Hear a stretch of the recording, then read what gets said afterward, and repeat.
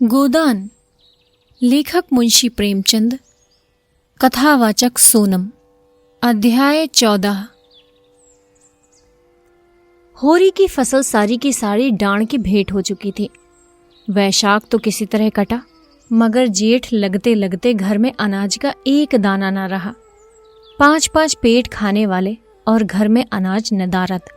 दोनों जून न मिले, एक जून तो मिलना ही चाहिए।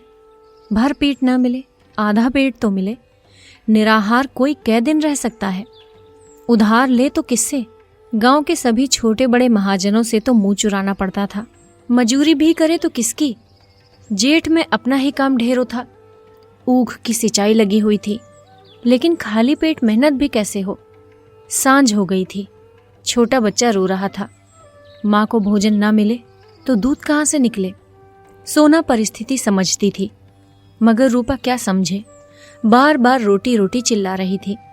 दिन भर तो कच्ची अमिया से जी बहला, मगर अब तो कोई ठोस चीज चाहिए। होरी दुलारी सहुआइन से अनाज मांगने गया था, पर वो दुकान बंद करके पैठ चली गई थी। मंगरू साह ने केवल इनकार ही ना किया, लताड़ भी दी। उधार मांगने चले हैं? 3 साल से धेला सूद नहीं दिया, उस पर उधार दिए जाओ। अब आकबत में देंगे। खोटी नियत हो जाती है तो यही हाल होता है। भगवान से भी यह अनीति नहीं देखी जाती। कारकून की डांट पड़ी तो कैसे चुपके से रुपए उगल दिए। मेरे रुपए ही नहीं हैं, और मेहरिया है कि उसका मिजाज ही नहीं मिलता। वहां से रुआसा होकर उदास बैठा था कि पुन्नी आग लेने आई। रसोई के द्वार पर जाकर देखा तो अंधेरा पड़ा हुआ था। बोली, आज रोटी नहीं बना रही हो क्या भाभी? अब तो बेला हो गई।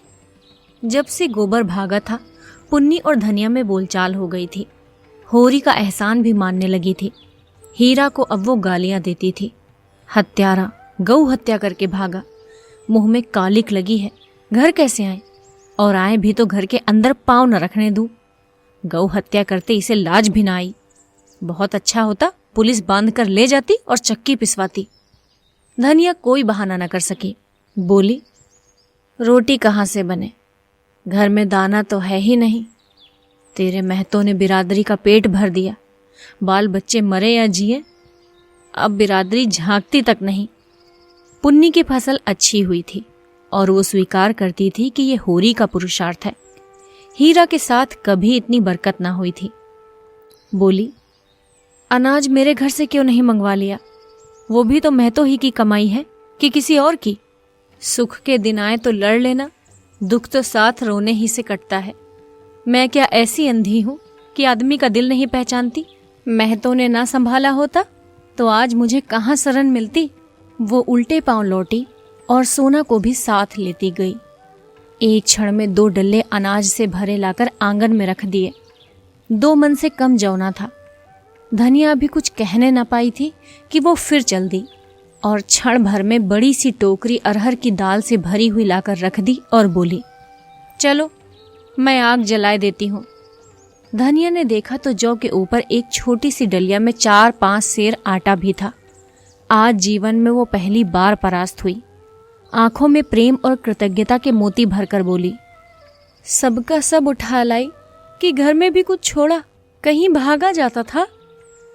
आंगन में बच्चा खटोले पर पड़ा रो रहा था। पुनिया उसे गोद में लेकर दुलराती हुई बोली, तुम्हारी दया से अभी बहुत है भाभी। 15 मन तो जौ हुआ है और 10 मन गेहूं, 5 मन मटर हुआ। तुमसे क्या छिपाना है? दोनों घरों का काम चल जाएगा। 2-3 महीने में फिर मकई हो जाएगी। आगे भगवान मालिक है। झुनिया ने आकर अंचल से छोटी सास के चरण छुए। पुनिया ने आशीष दिया। सोना आग जलाने चली। रूपा ने पानी के लिए कलसा उठाया। रुकी हुई गाड़ी चल निकली। जल में अवरोध के कारण जो चक्कर था, फेन था, शोर था, गति की तीव्रता थी, वो अवरोध के हट जाने से शांत मधुर ध्वनि के समान धीमी एक रसधार में बहने लगी। पुनिया बोली, महतों को डांट देने की ऐसी क्या जल्दी पड़ी थी? धनिया ने कहा, बिरादरी में सुरखरू कैसे होते? भाभी, बुरा न मानो तो एक बात कहूं? कह, बुरा क्यों मानूंगी? न कहूंगी, तुम बिगड़ने ना लगो। कहती हूं कुछ ना बोलूंगी, कह तो। तुम्हें झुनिया को घर में रखना ना चाहिए था। तब क्या करती, वो डूब मरती थी। मेरे घर में रख देती, तब तो कोई कुछ न कहता। ये तो तू आज कहती है, उस दिन भेज देती तो झाड़ू लेकर दौड़ती। इतने खर्च में तो गोबर का ब्याह हो जाता। होनहार को कौन टाल सकता है पगली, अभी इतने ही से गला नहीं छूटा। भोला अपनी गाय के दाम मांग रहा है। तब तो गाय दी थी कि मेरी सगाई कहीं ठीक कर दो। अब कहता है मुझे सगाई नहीं करनी, मेरे रुपए दे दो। उसके दोनों बेटे लाठी लिए फिरते हैं। हमारे कौन बैठा है जो उससे लड़े। इस सत्यानाशी गाय ने आकर चौपट कर दिया। कुछ और बातें करके पुनिया आग लेकर चली गई। होरी सब कुछ देख रहा था। भीतर आकर बोला, पुनिया दिल की साफ है। हीरा भी तो दिल का साफ था। धनिया ने अनाज तो रख लिया था, पर मन में लज्जित और अपमानित हो रही थी। ये दिनों का फेर है कि आज उसे ये नीचा देखना पड़ा। तू किसी का अवसान नहीं मानती, यही तुझ में बुराई है। अवसान क्यों मानूं? मेरा आदमी उसकी गिरस्ती के पीछे जान नहीं दे रहा है। फिर मैंने दान थोड़े ही लिया है, उसका एक एक दाना भर दूंगी।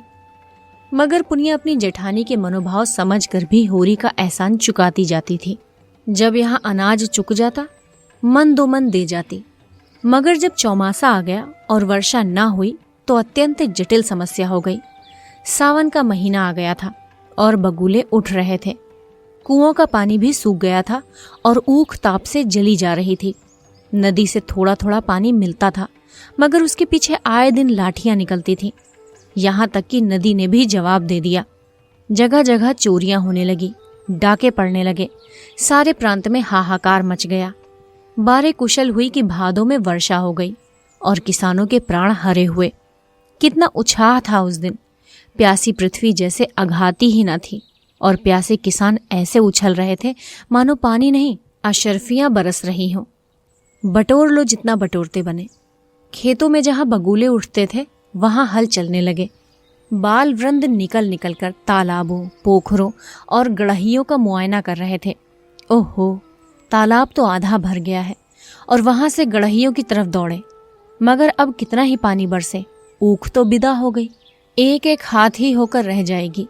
मक्का और ज्वार और कोदो से लगान थोड़े ही चुकेगा। महाजन का पेट थोड़े ही भरा जाएगा। हाँ, गऊओं के लिए चारा हो गया और आदमी जी गया। माघ बीत गया और भोला के रुपए ना मिले तो एक दिन वो झल्लाया हुआ होरी के घर पर आधम का और बोला, यही है तुम्हारा कौल? इसी मुंह से तुमने ऊख पेर कर मेरे रुपए देने का वादा किया था। अब तो ऊख पेर चुके, लाओ रुपए मेरे हाथ में।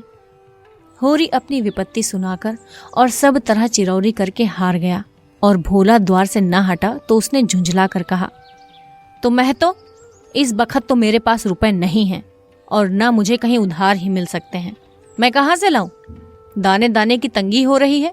विश्वास न हो तो घर में आकर देख लो, जो कुछ मिले उठा ले जाओ। भोला ने निर्मम भाव से कहा, मैं तुम्हारे घर में क्यों तलाशी लेने जाऊं, और ना ही मुझे इससे मतलब है कि तुम्हारे पास रुपए हैं या नहीं। तुमने ऊख पेर कर रुपए देने को कहा था, ऊख पेर चुके, अब मेरे रुपए मेरे हवाले करो। तो फिर जो कहो वो करूं। मैं क्या कहूं? मैं तुम्ही पर छोड़ता हूं। मैं तुम्हारे दोनों बैल खोल ले जाऊंगा। होरी ने उसकी ओर विस्मय भरी आंखों से देखा, मानो अपने कानों पर विश्वास न आया हो। फिर हतबुद्धि सा सिर झुकाकर रह गया। भोला क्या उसे भिखारी बनाकर छोड़ देना चाहता है? दोनों बैल चले गए तब तो उसके दोनों हाथ ही कट जाएंगे। दीन स्वर में बोला, दोनों बैल ले लोगे तो मेरा सर्वनाश ही हो जाएगा। अगर तुम्हारा धर्म यही कहता है तो खोल ले जाओ। तुम्हारे बनने बिगड़ने की मुझे परवाह नहीं है, मुझे अपने रुपए चाहिए, और जो मैं कह दूं मैंने रुपए दे दिए। भोला सन्नाटे में आ गया। उसे अपने कानों पर विश्वास न आया।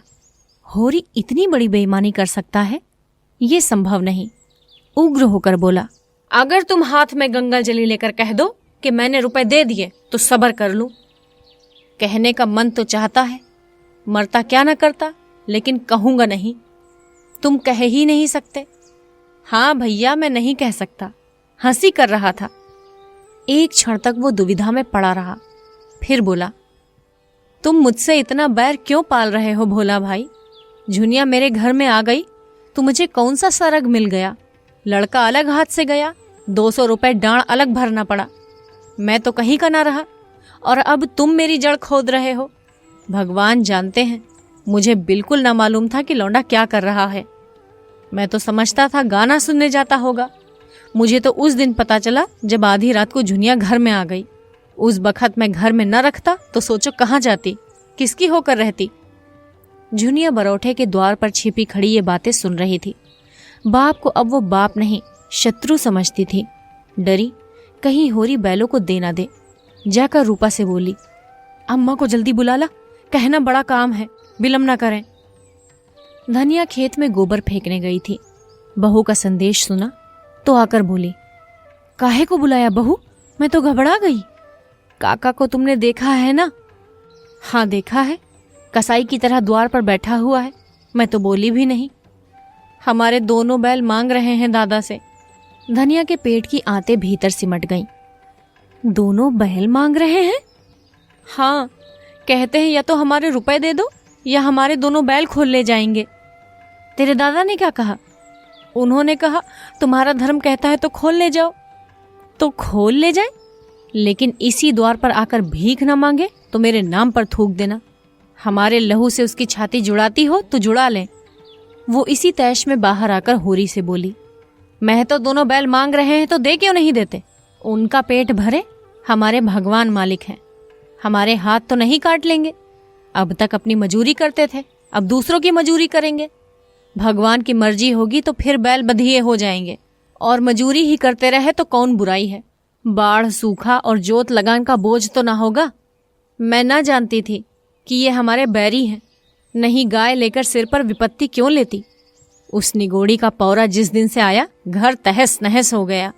भोला ने अब तक जिस शस्त्र को छिपा रखा था, अब उसे निकालने का अवसर आ गया। उसे विश्वास हो गया बैलों के सिवा इन सबों के पास कोई अवलंब नहीं है। बैलों को बचाने के लिए ये लोग सब कुछ करने को तैयार हो जाएंगे। अच्छे निशानेबाज की तरह मन को साध कर बोला, अगर तुम चाहते हो कि हमारी बेइज्जती हो और तुम चैन से बैठो तो ये ना होगा। तुम अपने 200 को रोते हो, यहाँ लाख रुपए की आबरू बिगड़ गई। तुम्हारी कुशल इसी में है कि जैसे झुनिया को घर में रखा था वैसे ही घर से उसे निकाल दो। फिर न हम बैल मांगेंगे न गाय का दाम मांगेंगे। उसने हमारी नाक कटवाई है तो भी मैं उसे ठोकरे खाते देखना चाहता हूँ। वो यहाँ रानी बनी बैठी रहे और हम मुंह में कालिख लगाएं, उसके नाम को रोते रहें, ये नहीं देख सकता। वो मेरी बेटी है, मैंने उसे गोद में खिलाया है और भगवान साक्षी है, मैंने उसे कभी बेटों से कम नहीं समझा। लेकिन आज उसे भीख मांगते और घूर पर दाने चुनते देखकर मेरी छाती शीतल हो जाएगी। जब बाप होकर मैंने अपना हृदय इतना कठोर बना लिया है, तब सोचो मेरे दिल पर कितनी बड़ी चोट लगी होगी। इस मुंह जली ने 7 पुस्तों का नाम डुबा दिया और तुम उसे घर में रखे हुए हो। ये मेरी छाती पर मूंग दलना नहीं तो और क्या है। धनिया ने जैसे पत्थर की लकीर खींचते हुए कहा, तो महतो मेरी भी सुन लो। जो बात तुम चाहते हो वो ना होगी, 100 जन्म ना होगी। झुनिया हमारी जान के साथ है। तुम बैल ही तो ले जाने को कहते हो, ले जाओ। अगर इससे तुम्हारी कटी हुई नाक जुड़ती हो तो जोड़ लो, पुरखों की आबरू बचती हो तो बचा लो। झुनिया से बुराई जरूर हुई। जिस दिन उसने मेरे घर में पांव रखा, मैं झाड़ू लेकर मारने उठी थी, लेकिन जब उसकी आंखों से झरझर आंसू बहने लगे तो मुझे उस पर दया आ गई। तुम अब बूढ़े हो गए महतो, पर आज भी तुम्हें सगाई की धुन सवार है, फिर वो तो भी बच्ची है। भोला ने अपील भरी आंखों से होरी को देखा। सुनती हो होरी इसकी बातें? अब मेरा दोस्त नहीं, मैं बैल लिए बिना न जाऊंगा। होरी ने दृढ़ता से कहा, ले जाओ, फिर रोना मत कि मेरे बैल खोल ले गए। नहीं रोऊंगा।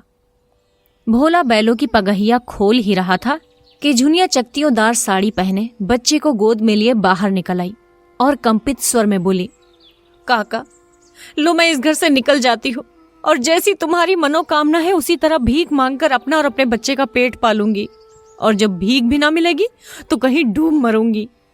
भोला खिसिया कर बोला, दूर हो जा मेरे सामने से, भगवान करे मुझे तेरा मुंह न देखना पड़े। कुलच्छिनी, कुल कलंकिनी कहीं की, अब तेरे लिए डूब मरना ही उचित है। झुनिया ने उसकी ओर ताका भी नहीं। उसमें वो क्रोध था जो अपने को खा जाना चाहता है, जिसमें हिंसा नहीं आत्मसमर्पण है।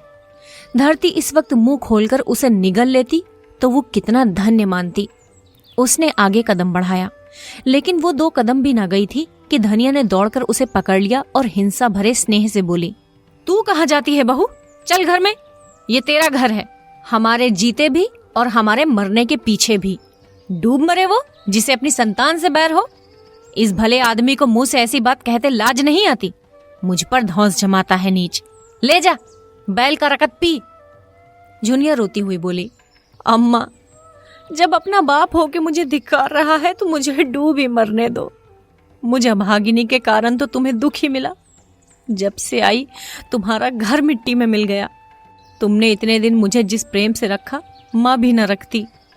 भगवान मुझे फिर जन्म दे तो तुम्हारी कोख से दे, यही मेरी अभिलाषा है। धनिया उसको अपनी ओर खींचती हुई बोली, ये तेरा बाप नहीं, तेरा बैरी है, हत्यारा। माँ होती तो अलबत्ते उसे कलंक होता। ला सा गई, मेहरिया जूतों से ना पीटे तो कहना। जुनिया सास के पीछे पीछे घर में चली गई। उधर भोला ने जाकर दोनों बैलों को खूंटों से खोला और हाँकता हुआ घर चला, जैसे किसी नेवते में जाकर पूरियों के बदले जूते पड़े हों। अब करो खेती और बजाओ बंसी। मेरा अपमान करना चाहते हैं सब, ना जाने कब का बैर निकाल रहे हैं। नहीं ऐसी लड़की को भला कौन आदमी अपने घर में रखेगा। सबके सब बेशरम हो गए हैं। लौंडे का कहीं ब्याह ना होता था इसी से। और इस झुनिया की ढिठाई देखो कि आकर मेरे सामने खड़ी हो गई। दूसरी लड़की होती तो मुंह ना दिखाती। आंख का पानी मर गया है। सब के सब दुष्ट और मूर्ख भी हैं। समझते हैं झुनिया अब हमारी हो गई। ये नहीं समझते जो अपने बाप के घर ना रही वो किसी के घर नहीं रहेगी। समय खराब है, नहीं तो बीच बाजार में इस चुड़ैल धनिया के झोंटे पकड़कर घसीटता। मुझे कितनी गालियां देती थी। फिर उसने दोनों बैलों को देखा, कितने तैयार हैं, अच्छी जोड़ी है। जहां चाहूं 100 रुपए में बेच सकता हूं। मेरे 80 रुपए खरे हो जाएंगे। अभी वो गांव के बाहर भी न निकला था कि पीछे से दातादीन, पाटेश्वरी, शोभा और 10-20 आदमी और दौड़े आते दिखाई दिए। भोला का लहू सर्द हो गया। अब फौजदारी हुई, बैल भी छिन जाएंगे, मार भी पड़ेगी। वो रुक गया कमर कसकर। मरना ही है तो लड़कर मरेगा। दातादीन ने समीप आकर कहा, ये तुमने क्या अनर्थ किया भोला? हैं? उसके बैल खोल लाए। वो कुछ बोला नहीं, इसी से शेर हो गए। सब लोग अपने अपने काम में लगे थे, किसी को खबर भी ना हुई। होरी ने जरा सा इशारा कर दिया होता तो तुम्हारा एक एक बाल नुच जाता। जरा भी भलमनसी नहीं है तुम में। पाटेश्वरी बोले, ये उसके सीधेपन का फल है। तुम्हारे रुपए उस पर आते हैं तो जाकर दीवानी में दावा करो, डिग्री कराओ। बैल खोल लाने का तुम्हें क्या अख्तियार है? अभी फौजदारी में दावा कर दे तो बंधे बंधे फिरो। भोला ने दबकर कहा, तो लाला साहब, हम कुछ जबरदस्ती थोड़े ही खोल लाए, होरी ने खुद दिए। पाटेश्वरी ने भोला से कहा, तुम बैलों को लौटा दो भोला। किसान अपने बैल खुशी से तो देता नहीं, इन्हें हल में जोतेगा। भोला बैलों के सामने खड़ा हो गया। हमारे रुपए दिलवा दो, हमें बैल लेकर क्या करना है? हम बैल लिए जाते हैं, अपने रुपए के लिए दावा करो और नहीं तो मारकर गिरा दिए जाओगे। रुपए दिए थे नगद तुमने, एक कुलच्छनी गाय बेचारे के सिर मड़ दी और अब उसके बैल खोले लिए जाते हो। भोला बैलों के सामने से न हटा, खड़ा रहा गुमसुम, दृढ़, मानो मारकर ही हटेगा। पटवारी से दलील करके वो कैसे पेश पाता? दातादीन ने एक कदम आगे बढ़कर अपनी झुकी कमर को सीधा करके ललकारा, तुम सब खड़े ताकते क्या हो? मार के भगा दो इसको, हमारे गांव से बैल खोल ले जाएगा। बंशी बलिष्ठ युवक था। उसने भोला को जोर से धक्का दिया। भोला संभल न सका, गिर पड़ा। उठना चाहता था कि बंशी ने एक फिर घूंसा दिया। होरी दौड़ता हुआ आ रहा था। भोला ने उसकी ओर 10 कदम बढ़कर पूछा, ईमान से कहना होरी महतो, मैंने बैल जबरदस्ती खोल लिए? दातादीन ने इसका भावार्थ किया। ये कहते हैं कि होरी ने अपनी खुशी से बैल मुझे दे दिए, हम ही को उल्लू बनाते हैं। होरी ने सकुचाते हुए कहा, ये मुझसे कहने लगे या तो झुनिया को घर से निकाल दो या मेरे रुपए दो, नहीं तो मैं बैल खोल ले जाऊंगा। मैंने कहा, मैं बहू को तो ना निकालूंगा, ना मेरे पास रुपए हैं। अगर तुम्हारा धर्म कहे तो बैल खोल लो। बस मैंने इनके धर्म पर छोड़ दिया और इन्होंने बैल खोल लिए। पाटेश्वरी ने मुंह लटका कर कहा, जब तुमने धर्म पर छोड़ दिया तब काहे की जबरदस्ती? उसके धर्म ने कहा लिए जाता है। जाओ भैया, बैल तुम्हारे हैं। दातादी ने समर्थन किया। हाँ, जब धर्म की बात आ गई तो कोई क्या कहे। सब के सब होरी को तिरस्कार की आंखों से देखते परास्त होकर लौट पड़े और विजयी भोला शान से गर्दन उठाए बैलों को ले चला। गोदान, लेखक मुंशी प्रेमचंद, कथावाचक सोनम। अध्याय 14।